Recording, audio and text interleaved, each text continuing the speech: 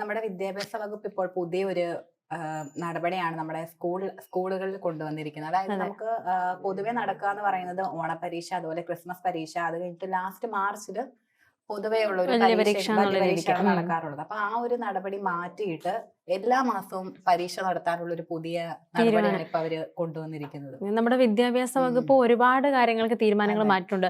ഇപ്പോൾ ഡിഗ്രിയുടെ കേസിലാണെങ്കിലും അവര് അതെ. ആ 4 4 വർഷമാക്കി. വർഷമാക്കി.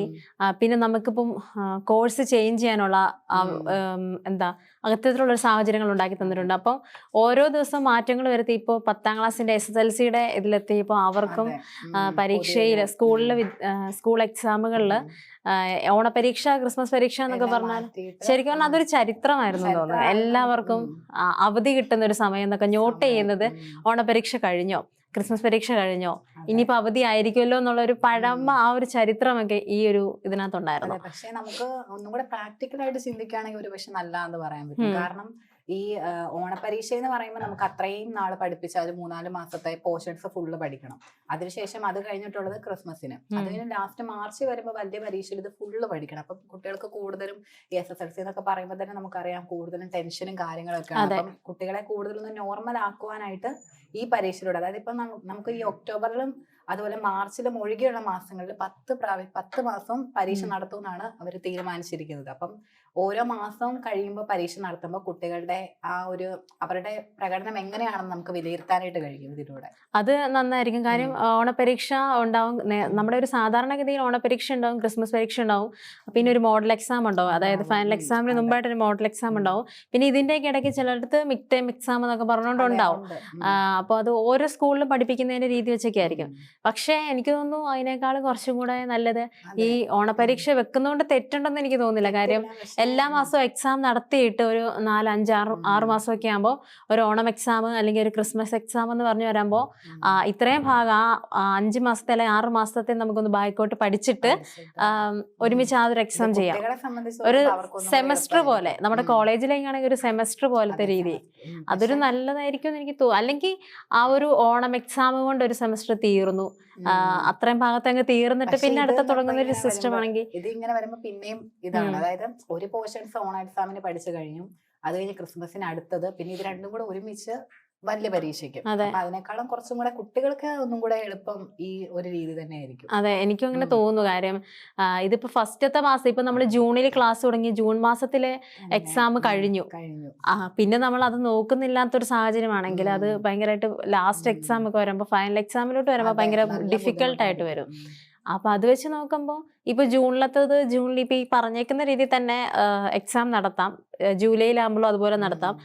എന്നിട്ട് ലാസ്റ്റ് സെപ്റ്റംബർ ആ നേരത്ത് ഒരു ഓണം എക്സാം അതെ. എന്നുള്ള രീതിക്ക് നടത്തുവാണെങ്കിൽ ഈ ജൂൺ, ജൂലൈ, ഓഗസ്റ്റ്, ഉം. സെപ്റ്റംബർ 4 മാസത്തെ കാര്യങ്ങൾ ഒരുമിച്ചൊന്ന് അതെ. നോക്കി പോവാം. ഉം.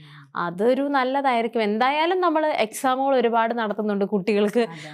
ഒരുപാട് പല രീതിക്ക് അവരുടെ ഇതിപ്പോ നമുക്ക് തുടക്കത്തിൽ തന്നെ കുട്ടികളെ വിലയിരുത്താനായിട്ട് ഇതിലൂടെ ഒരുപാട് സഹായിക്കും എന്നുള്ളതാണ് ഇതിന്റെ ഏറ്റവും വലിയൊരു പ്രത്യേകത എന്ന് പറയുന്നത്. കാരണം അല്ലെങ്കിൽ നമ്മൾ ഓണം എക്സാം വരെ നമ്മൾ കാത്തിരിക്കണം. ഇപ്പൊ നമ്മളിപ്പോ അറിയാം, പുതിയൊരു ക്ലാസ്സിലിട്ട് പോകുമ്പോഴത്തേക്കിനും അധ്യാപകർക്കാണെങ്കിൽ അവരെ മനസ്സിലാക്കാൻ വേണ്ടിയിട്ട് ഒരു പരീക്ഷ കഴിയണം. അതെ, അതെ. എങ്കിലേ കുട്ടികളുടെ കഴിവ് നമുക്ക് മനസ്സിലാകത്തുള്ളൂ. അപ്പം അതിനേക്കാൾ ഒന്നും കൂടെ കുറച്ചും കൂടെ എളുപ്പമായിട്ട് ആദ്യത്തെ മാസം തന്നെ ഇങ്ങനെ പരീക്ഷ നടത്തുമ്പോഴത്തേക്കിനും അവർക്ക് ആ കുട്ടികളെ കൂടുതൽ വിലയിരുത്തി അവർക്ക് എങ്ങനെ അടുത്തത് ഏതൊക്കെ സബ്ജക്റ്റിലാണ് അതെ, പുറകോട്ട് നിൽക്കുന്നുള്ളത്. അങ്ങനെയൊക്കെ നോക്കിയിട്ട് അവരെ കൂടുതലും വിലയിരുത്താനായിട്ട് കഴിയും. പിന്നെ കുട്ടികളെ സംബന്ധിച്ച് പറയുമ്പോഴാണ്, കുട്ടികൾ ഇപ്പോൾ ഒരു ക്ലാസ്സിൽ ചെന്ന് കഴിയാൻ നേരത്ത് അവിടുത്തെ ഒരു അറ്റ്മോസ്ഫിയറുമായിട്ട് നമ്മളൊന്ന് പൊരുത്തപ്പെടണം. അപ്പോൾ ഫ്രണ്ട്സ് ആണെങ്കിലും നമുക്ക് അവിടെ ചെന്ന് ഫസ്റ്റ് നമ്മൾ ചെല്ലുമ്പോൾ ഉള്ള ഒരു രീതി ആയിരിക്കില്ല ഒരിക്കലും നമ്മൾ ആ ക്ലാസ്സിൽ നിന്ന് ലാസ്റ്റ് ഇറങ്ങാൻ നേരത്ത്. തുടക്കത്തിൽ നമ്മൾ വരുമ്പോൾ നമുക്ക് ആരുമായിട്ട് പരിചയമില്ല, ആരുമായിട്ട് യാതൊരു കണക്ഷനും ഇല്ല. നമ്മൾ ടീച്ചേഴ്സുമായിട്ട് പോലും നമ്മൾ ആദ്യമേ കാണുന്നു.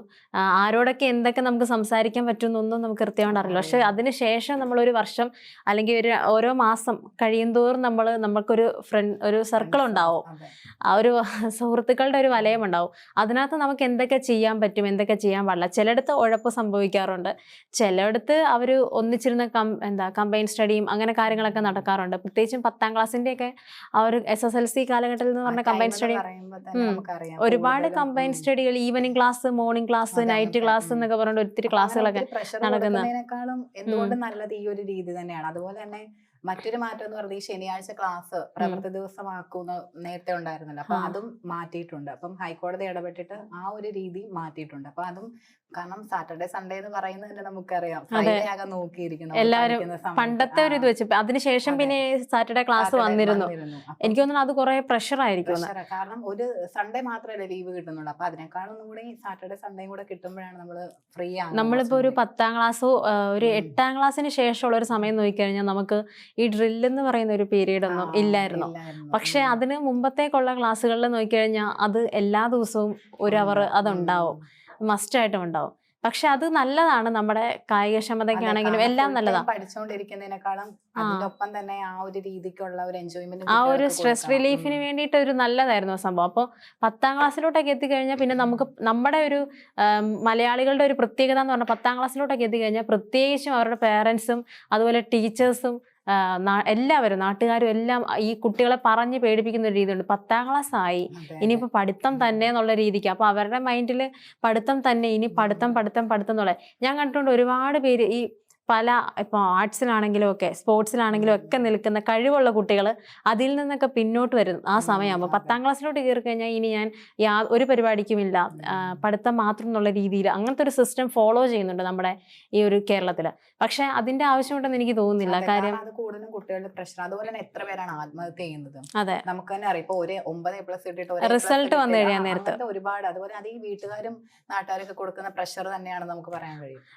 10ാം ക്ലാസ്സിൽ ഫുൾ A+ ഇല്ല, പ്രത്യേകിച്ചും നമ്മുടെ അടുത്തുള്ള ഒരു 10 കുട്ടികളെ ഒരുമിച്ച് കമ്പയർ ചെയ്യും. എന്നിട്ട് അവർക്ക് 5A+ ഉണ്ട്, അല്ലെങ്കിൽ അവർക്ക് 6A+ ഉണ്ട്, നിനക്ക് 2A+ ഉള്ളൂ, 1A+ ഉള്ളൂ, എന്താണ് അപ്പൊ ആ കുട്ടികൾക്ക് അതനുസരിച്ച് മാനസിക സമ്മർദ്ദമാണ്. അപ്പൊ അത്തരത്തിലുള്ള കാര്യങ്ങൾ ഇനിയും പാരന്റ്സ് ആണെങ്കിൽ ഒഴിവാക്കുക. എക്സാമിനെ എക്സാം ആയിട്ട് കാണുക. പിന്നെ അതുപോലെ തന്നെ നമ്മുടെ ഓണം എക്സാം, ക്രിസ്മസ് എക്സാം നമ്മൾ അതിലാണ് പറഞ്ഞുകൊണ്ടിരുന്നത്. ആ സംഭവം ശരിക്കും ആ പഴയ ഒരു സിസ്റ്റം നല്ലതാണ്. പിന്നെ ഇനിയിപ്പോ ഇവർ തീരുമാനിച്ചിരിക്കുന്ന ഒരു പ്രകാരം മുന്നോട്ട് പോകും തോറും അത് പുതിയ നടപടി, അതായത് കൂടുതൽ ഡെവലപ്പ് ആയിക്കൊണ്ടിരിക്കുകയാണ്. അപ്പൊ അതിനനുസരിച്ച് വിദ്യാഭ്യാസ മേഖലയിലും ഒരുപാട് മാറ്റങ്ങളുണ്ട്. അപ്പൊ അതിന്റെ ഭാഗമായിട്ടാണ് കുട്ടികളെ കൂടുതലും ഫ്രീ ആക്കുക, കുട്ടികളെ ആ ഫ്രീ മൈൻഡ് ആക്കാനാണ് ശ്രദ്ധിക്കുന്നത്. അപ്പൊ ആ ഒരു സ്ട്രെസ് കുറയ്ക്കാനാണെങ്കിൽ എനിക്ക് തോന്നുന്നു ഒരു സെമസ്റ്റർ പോലെയുള്ളതൊക്കെ വളരെ നല്ലതായിരിക്കും. ഓണം വരെ ഉള്ളത് കഴിയാം, പിന്നെ ക്രിസ്മസിന്റെ വരെയുള്ളത് അടുത്തത് തീർക്കുക. അപ്പൊ കുറച്ചും കൂടെ റിലാക്സേഷൻ ഉണ്ടാവും തോന്നുന്നു. അല്ലാത്ത പക്ഷം അല്ലെങ്കിൽ ഓരോ മാസം ഒരു എക്സാം കഴിഞ്ഞിട്ട് ഒരു ഓണം എക്സാം, അതുപോലെ തന്നെ ക്രിസ്മസ് എക്സാം, അതും കുറച്ചുകൂടെ നല്ലതായിരിക്കും. ഇനിയിപ്പോൾ ഈ ഒരു സിസ്റ്റം ഫോളോ ചെയ്യുമ്പോൾ നമുക്കറിയാം ഇതിൽ എന്തൊക്കെയാണ് ബുദ്ധിമുട്ടായിരിക്കും. അത് കുട്ടികൾ തന്നെയാണ് അനുഭവിച്ച് പറയേണ്ടത് എങ്ങനെയാണ്. കാര്യം അവരിപ്പോൾ ഒരു 10ാം ക്ലാസ്സിൽ ഇപ്പം ഇരിക്കുന്ന കുട്ടികളെ സംബന്ധിച്ചിടത്തോളം 9ാം ക്ലാസ്സിൽ വരെയും അത് പഠിച്ചൊരു രീതി അവർക്കറിയാം. അപ്പോൾ അത് അനുഭവിച്ചിട്ടുള്ളത് കൊണ്ട് തന്നെ 10ാം ക്ലാസ്സിൽ ഇനിയിപ്പോൾ പുതിയൊരു രീതി ഫോളോ ചെയ്യാൻ നേരത്ത് അത് ബുദ്ധിമുട്ടാണെങ്കിൽ അവർക്ക് തന്നെ പറയാം. അപ്പോൾ നമ്മൾ ഈ വീഡിയോ കണ്ടുകൊണ്ടിരിക്കുന്നവർക്കാണെങ്കിലും ഇപ്പോഴത്തെ ഈ ഒരു പുതിയ തീരുമാനത്തിനോട് നിങ്ങൾക്ക് എന്താ താല്പര്യമാണോ അല്ലയോ എന്നുള്ളത് നമുക്ക് കമൻ്റായിട്ട് ചെയ്യാൻ പറ്റുന്നതാണ്. അപ്പോൾ അതൊക്കെ ഉപകാരപ്പെടും. കാര്യം ഇവർക്ക് ഇനിയും തീരുമാനങ്ങൾ മാറി മറിയാം. നമ്മുടെ സർക്കാരാണ്, അപ്പോൾ പുതിയ തീരുമാനങ്ങൾ കൊണ്ടുവരും, പുതിയ മാറ്റങ്ങളെല്ലാം അനിവാര്യമാണ്. അപ്പോൾ ആ രീതിക്കാണ്. അപ്പോൾ അതനുസരിച്ച് നിങ്ങൾക്ക് കമൻസും ചെയ്യാം. എന്താണ് നിങ്ങളുടെയൊക്കെ ഇഷ്ടം, കുട്ടികളുടെ ഇഷ്ടം എന്താണെന്നുള്ളത് നമ്മുടെ വീഡിയോയുടെ താഴെ കമൻറ്റ് ചെയ്യാം.